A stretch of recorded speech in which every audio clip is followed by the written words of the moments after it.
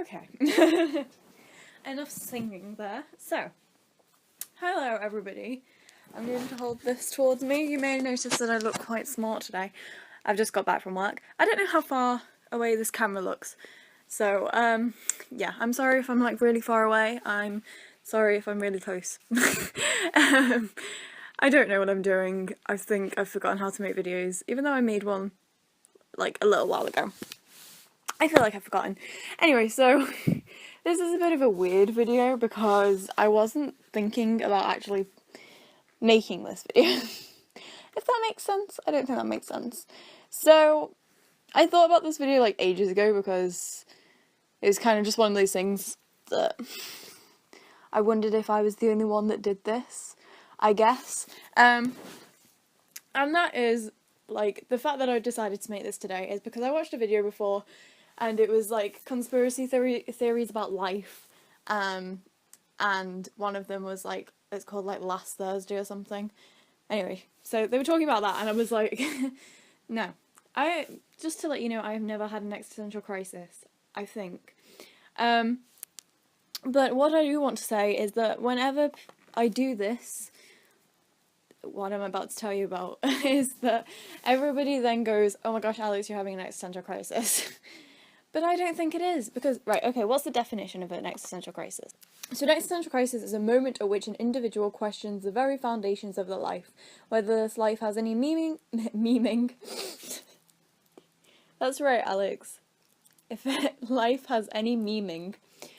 Life has any meaning, purpose, or value. This issue of the meaning and purpose of existence is the topic of a philosophical school of existentialism. So, 27 signs you're having an existential crisis. Maybe we should do that later. So, yeah. What I do is, I suppose it's kind of, I can see why people might think I'm questioning life, but I'm not questioning life in, like, the extent of, like, why am I here, what is the meaning, what is the value. By the way, you probably shouldn't watch this if you don't want to have an existential crisis. Probably not a good idea. But, yeah, so a lot of people tell me that what I'm having is an existential crisis, but from the definition and from what I have seen of other people having existential crises, and my friend, I pointed to Dan for a reason, and my friend has had existential crises, and my existential crises are definitely not like that. If it is an existential crisis, because I don't think it is. I don't think it is. Right, so I will explain to you, very briefly, what it is that I do. So, what it is that I do is I question things. Like, I am myself. If you have known me outside of YouTube or outside of the internet, you will know that I am a very curious person. If not, you now know that I am a very curious person. I will ask a lot of questions, and it can get quite annoying. Like, it can get quite annoying. I don't usually ask my friends questions. Like, I mean, I ask some of them questions. Like, I'll be like, why do you think this is this?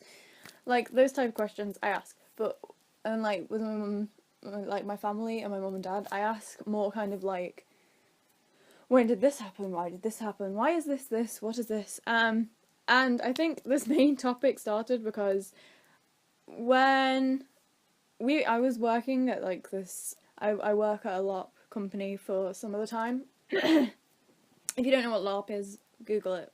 Actually, probably don't. It's live action role playing. I'll put some pictures from our company somewhere. And what happens is that we were all sat there and we were talking about the brain. We were talking about a lot of like mental health things, like me and my mum and my auntie, one of my other aunties. We all kind of work on the registration desk, and we were all talking about mental illness. And then I started doing what I usually do and went, who named the brain the brain? Isn't it weird that the brain named itself? And then, so we started having this question and we were like, why is the brain called the brain? And we were talking about the homunculus and loads of other things. Don't worry if you don't know what that is. You can search it if you want to. It's a psychology thing. We were looking at like the homunculus and everything like that. And that is when we started on the conversation that my mum thinks I'm having an existential crisis whenever I do that. Because I will show you. I'll show you What'd I do? Hey, Alex. How you doing? It's been a while. Why do you think someone named a poster a poster? Like, that's a really weird name. Like, why would a poster be a poster? Did they post it? Why is something called a poster? And who named the poster the poster? Who thought, do you know what? I'm going to call that a poster. Why is a chest of drawers a chest of drawers? It doesn't look like a chest. But I guess it kind of looks like a chest. I mean, if it had a lock on it, it'd probably be more like a chest. Or is it more like a human chest? Because it's nothing like a human chest. Why is a wardrobe called a wardrobe? Like, what language is that? Why is a box called a box? Who decided that a box should be called a box? Does it come from Latin for something?